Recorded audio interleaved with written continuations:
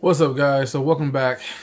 If you're new here, we talk about the chapter review, and sometimes I go back and I would talk about different sections of the story, just kind of go over and reread and kind of, talk through again. But this chapter, 401. Now, this chapter, interesting, very interesting. Nico is really going to be a bigger part of the story than I thought. Like originally I thought that he was going to get killed off or get kind of put on, the back burner, but he is starting to get a little bit of character development. He's going to start to play a role into the story. I thought he was done after what Arthur did to him at the Victoriad, however you want to say it. After he destroyed his core, I thought that he was done, but he's not done apparently. So anyway, Nico is starting to be a little bit better for me, right? So I guess I kind of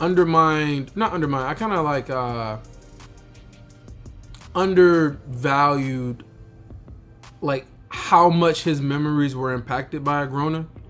And so I didn't realize that he didn't have his memories from because I was curious about, what happened to Nico after Cecilia ended up dying by Gray.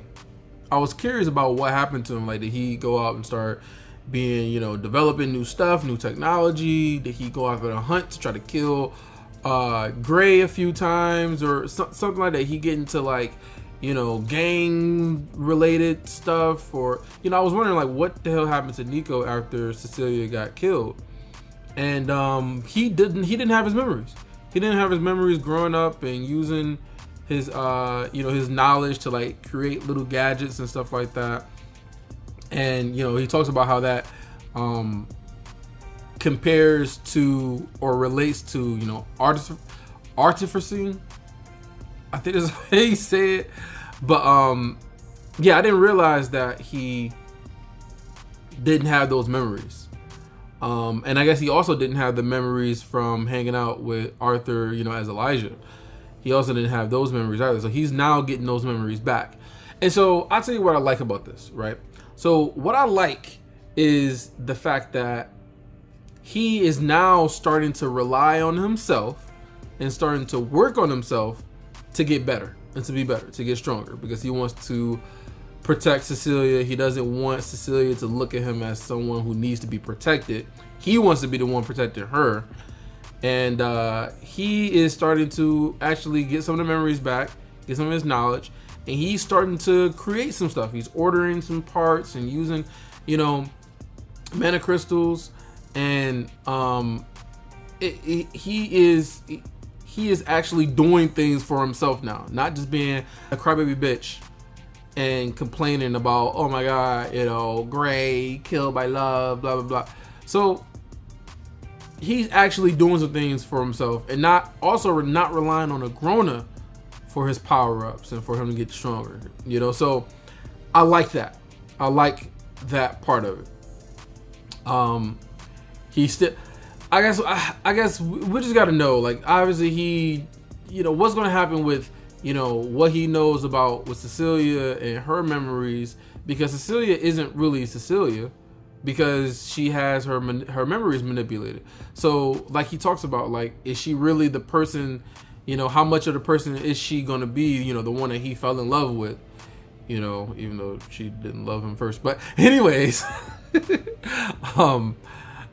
so I'm really curious to know, is he going to really tell her, because he says that he wants to talk to her. Is that what he wants to talk to her about? Hey, your memories aren't really yours, and, I had a part of, the fact that you don't know all the information. So, he had a role in that. So, I wonder if that's what he wants to talk about. But anyways, Nico he's getting better as far as a character for me, like I said, he just starting to grow, I want to talk about what happened at the end, towards the end of the chapter, but yeah, Nico's looking good right now.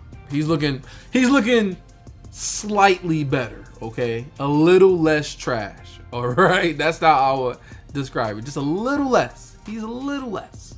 The next part of this chapter Cecilia goes and she grabs Nico. And so apparently Agrona wants to meet with all the Sais, all their retainers, and he doesn't want to meet in a normal spot, which is his private chambers. He wants to meet in the Obsidian Vault. And so I'm just like, okay, Obsidian Vault, this is new. And so he meets everybody there, and Agrona's pissed, about the whole Arthur, not getting captured. Which he's trying to blame. I mean, I know he said towards the end that he can't put all of the blame on Melsry and Viessa, I think, if I go back, if those are the right names. He can't put the blame on them completely, but he's trying to blame them from letting Arthur get away. Like, motherfucker, you were there, and if you had the power to stop him, why didn't you just stop him right then and there? You was too busy making fun of him and trying to test him and see, oh, I thought you would have another trick up your sleeve. How disappointing, Arthur. And, like, Agrona, I would never get over. He's fascinating though. He really is. But once again, he just shows that he has no empathy, no sympathy, no compassion towards any of the people he worked for. He looks at them as just tools to be replaced. He didn't say anything, couldn't give two shits about the fact that the wraiths that went to go and kill Arthur, they all died. They all died. He more so focused on the fact that Melsry and Viessa, I think that's how you say it, that they ended up retreating from, an opponent that he says that was wounded and half dead or whatever, and doesn't even care about, they tried to kill him and, we appreciate their services or anything. Nope. They're just pawns. That's it. That's all they are to him. And I'm wondering that, now since I'm thinking about it, we know that, I can't think of the Basilisk's name. I can't think of his name right now. But the one that was clapping during the Victorad, we found out that he was in prison. He wants to apologize to Agrona and tell him that he's gonna do better. I'm pretty sure y'all know the name of this guy that I'm talking about. But he was one of the sovereigns. I wonder, is there a sovereign that Agrona actually holds as an equal, or has like mutual respect towards, or is it just the Agrona show? Like, is it just he just does and decides everything, and everybody just gotta bend to his whim and his every move, and they just gotta follow him? I wonder if he has like a partner, an equal, someone that he respects. I'm just kind of wondering, Now, Agrona says that, he's disappointed, they failed him, but he says that the enemy has grown. So they have to also grow too, to adjust. They have to adjust along with the enemy. And so he's not going to get rid of them, but he is looking to empower them, give them power-ups.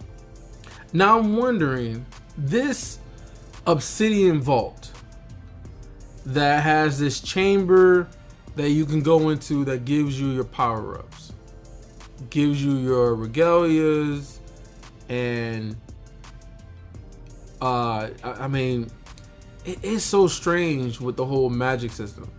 The rooms, as Nico is starting to explain, is that they're limited when it comes to the Alacrians and their power compared to Dicathan and the rest of the mages there, and how they can freely form all of the mana, and they can shape it, and people have different things that they can do. It's really, really flexible, really, really adaptable, right? But with the Alacrians and their mana, it is more limited, it's more stagnant. He said that it can be mastered, but it can't be changed or flexible, or something along those lines.